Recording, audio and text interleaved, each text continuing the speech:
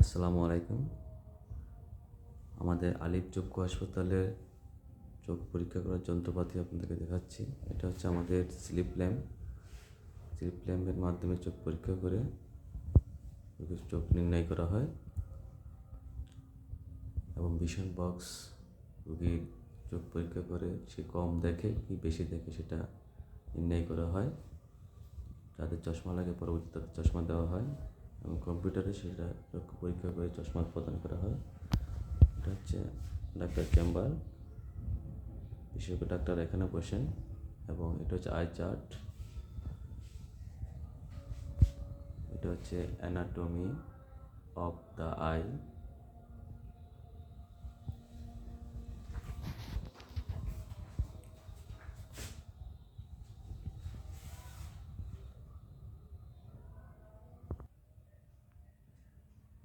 এটা হচ্ছে computer machine, যার মাধ্যমে চক্ষু পরীক্ষা করে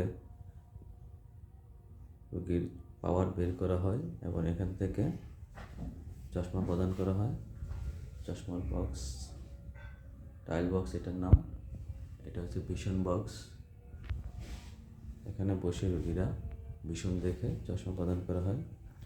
এর পরবর্তীতে আসেন, এটা হচ্ছে কি আমাদের রোগী যখন বাছাই করে সে কম দেখে, চশমায় কাজ হচ্ছে না, তখন তাকে যখন তার ফিঙ্গার কাউন্ট হয় তখন তার চোখে ছানি পড়ে, ডাক্তার সিলেক্ট করে তার ক্যাটারাক্ট বলে, এই ক্যাটারাক্টের লেন্স সংযোজন করার জন্য যে পাওয়ার বের করা হয়, ওই অপারেশনের আগে যে পাওয়ার বের করা হয় রোগীর চোখে অপারেশনের আগে, সেই পাওয়ার মেশিন, এটা বায়োমেট্রিক মেশিনের নাম কেরাটোমিটার প্লাস আই স্ক্যান।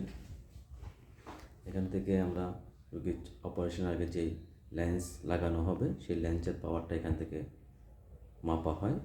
সেই মেশিন আলিফ হসপিটালেই আছে।